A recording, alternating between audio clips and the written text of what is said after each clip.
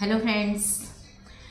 जैसे जैसे हम बड़े होते हैं और आगे बढ़ते हैं, हमारे जीवन में नए रिश्ते जुड़ते हैं, वैसे वैसे हमारे कुछ ऐसे रिश्ते जो हमारे बहुत करीब होते हैं, बहुत प्रिय होते हैं, उनके लिए हम बहुत कंसर्न होते हैं, वो भी हमारे लिए बहुत कंसर्न होते हैं, वो रिश्ते खराब हो जाते हैं, या कहना चाहिए कि टूट जाते हैं। आजकल ऐसा नहीं होता कि गुस्से में आपने किसी को कुछ कह लिया, सुन लिया, लड़ाई कर ली, झगड़ा कर लिया और चलो वो झगड़ा खत्म हो गया। आजकल जहां आप पहली बार रिएक्ट करते हो वहीं पर वो आखिरी बार हो जाता है आपका रिएक्शन। चाहे आप कितना ही सह रहे हो किसी चीज़ को, चाहे आप कितना ही टॉर्चर हो रहे हो, लेकिन जिस दिन आपने उसको रिवर्ट किया, जिस दिन आपने उस बात का जवाब दे दिया, उस दिन वो रिश्ते का आखिरी दिन होता है। ऐसा बहुत हो रहा है, लोगों के पेशेंस कम हो रहे हैं। बहुत समय पहले पंचतंत्र की कहानियों के थ्रू हमें जिंदगी को समझाने की कोशिश की एक ऋषि मुनि ने, और ऐसी ही एक कहानी है पंचतंत्र की, छोटी सी कहानी है जो ये सिखाने के लिए है कि कैसे हमें सोच समझ के हमेशा रिएक्ट करना चाहिए। एक ब्राह्मण और एक ब्राह्मणी एक गांव में रहते थे। उन्हें एक पुत्र की प्राप्ति होती है। जिस दिन उनके घर में एक पुत्र का जन्म होता है, उसी दिन उनके बाहर एक नेवला भी जन्म लेता है। और जो नेवले के पेरेंट्स होते हैं शायद वो नहीं रहते होंगे, इसलिए वो उस नेवले को भी अपने घर में ले आते हैं। और क्योंकि वो बहुत ही छोटा शिशु होता है तो उसे अपने घर में वो अपने बच्चे के साथ साथ ही पाल लेते हैं। लेकिन फिर भी जो माँ होती है, जो ब्राह्मणी होती है, वो हमेशा अपने बच्चे का ध्यान रखती है। वो कभी भी उस नेवले के साथ अपने बच्चे को अकेला नहीं छोड़ती, क्योंकि वो समझती है कि नेवला एक पालतू जानवर नहीं है, वो एक खतरनाक जानवर है और वो उसके बच्चे को कहीं हार्म ना कर दे, कहीं कोई प्रॉब्लम ना हो जाए, इसलिए वो हमेशा अपने बच्चे का ध्यान रखती है। बट कुछ महीनों के बाद ऐसा होता है कि नेवला भी थोड़ा सा बड़ा हो जाता है, बच्चा भी थोड़ा सा संभल जाता है, बड़ा हो जाता है, और जो ब्राह्मणी होती है उसको भी कॉन्फिडेंस आ जाता है कि वो बाहर जा सकती है। तो वो पानी भरने के लिए जाती है और जाते जाते अपने पति को ये अच्छे से समझा कर जाती है कि देखो, बच्चे का ध्यान रखना, बच्चे को अकेला मत छोड़ना। बच्चा पालने में सो रहा होता है और नेवला भी सो जाता है। ब्राह्मण को लगता है कि दोनों ही बच्चे सो रहे हैं, तो वो बाहर घर के दरवाजे के बाहर खड़ा होकर अपने कुछ काम कर रहा होता है। बच्चे का ध्यान तो जैसे ही बच्चे की आवाज़ आएगी उसका चला ही जाएगा, उसका ध्यान बच्चे की तरफ, इसलिए वो अपने किसी काम में व्यस्त हो जाता है।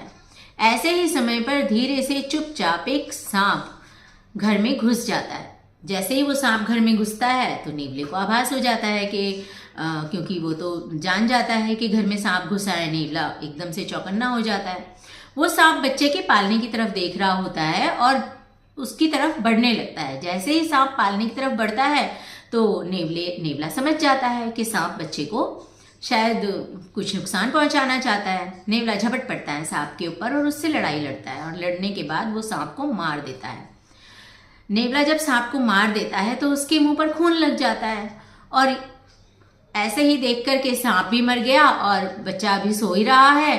तो नेवला घर के बाहर जा रहा होता है। जैसे ही नेवला घर के बाहर निकलता है तो ब्राह्मणी पानी लेकर आ रही होती है बाहर से। उसके सर पर पानी का भरा हुआ मटका होता है, बट जैसे ही वो देखती है नेवले के मुंह पर खून लगा हुआ है, उसके नखों में भी खून लगा हुआ है, और कुछ उसको एकदम से लगता है कि कुछ गलत हुआ है। और जो उसकी पहले का भय था कि नेवला कहीं बच्चे को कुछ हार्म ना कर दे, वही भय उसके मन पर इतना हावी हो जाता है कि वो ऐसा ही कुछ समझ लेती है और अपने सिर पे जो मटका रखा हुआ होता है पानी का, उसे सीधे नेवले के सिर पर दे मारती है और नेवला वहीं ढेर हो जाता है।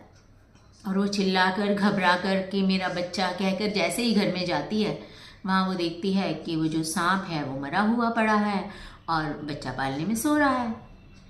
ये देखकर वो एक सेकंड में ही समझ जाती है कि ज़रूर बच्चे को सांप से बचाने के लिए नेवले ने उसे मारा और इसीलिए उसके मुंह पर खून लगा हुआ था। ये सब देखकर और सोचकर वो बहुत पछताती है कि शायद उससे बहुत बड़ी गलती हो गई है। लेकिन अब नेवला तो जिंदा नहीं हो सकता, उसे शायद फर्क भी ना पड़े, लेकिन वो हमेशा ये याद रखेगी कि गलत फहमी में उसने एक जीव की हत्या कर दी। और ऐसा ही होता है कि हम गलत फहमी में ही कुछ रिश्तों को खराब कर लेते हैं और कभी भी उन रिश्तों की तरफ मुड़ते नहीं हैं। ये कहानी हमें ये समझाती है कि कभी कोई बात हो भी जाए तो ठहर कर उसे सोचना समझना चाहिए।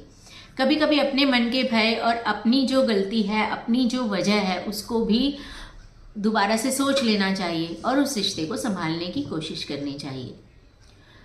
हालांकि ऐसा बहुत बार होता है कि कुछ रिश्ते ऐसे भी होते हैं जो ना तो हमारी खुशी में खुश होते हैं, ना वो हमारी तरक्की से खुश होते हैं, और ना ही उन्हें कोई फ़र्क पड़ता है हमारी किसी प्रॉब्लम से। शायद वो हमेशा ये पूछना चाहते हैं कि तुम्हें क्या प्रॉब्लम है, तुम्हारी ये प्रॉब्लम कब सॉल्व होगी, है ना। लेकिन जब वो प्रॉब्लम सॉल्व हो जाती है तो शायद उनके वो सवाल ही ख़त्म हो जाते हैं। अब उनके पास पूछने के लिए, उनके पास जानने के लिए, खुश होने के लिए कुछ बचता ही नहीं है। देखो, ऐसे रिश्तों को तो छोड़ देना ही बेहतर है, क्योंकि हमें टॉर्चर तो होना नहीं है मेंटली। लेकिन जिन रिश्तों में हमारा दिल, हमारा प्यार होता है, उन रिश्तों को संभालने की, उनको जोड़ने की, कभी कभी उनके साथ अटैच होने की, चाहे वो जन्मदिन ही क्यों ना हो, चाहे वो एनिवर्सरी ही क्यों ना हो, कोशिश हमें कर लेनी चाहिए। क्योंकि कोई भी रिश्ता जिससे जो आज हमारा बहुत क्लोज है, कल को उस रिश्ते का भी कोई और क्लोज रिश्ता बन जाएगा और वो भी हमसे दूर हो जाएगा। अल्टीमेटली जो हमारे ज़्यादा पास थे बचपन में, जिनके साथ हम ज़्यादा थे, हमें उन्हीं की याद आती है। तो कैसी लगी आपको ये कहानी? अच्छी लगी हो तो आप इसे लाइक करें और चैनल को सब्सक्राइब करें।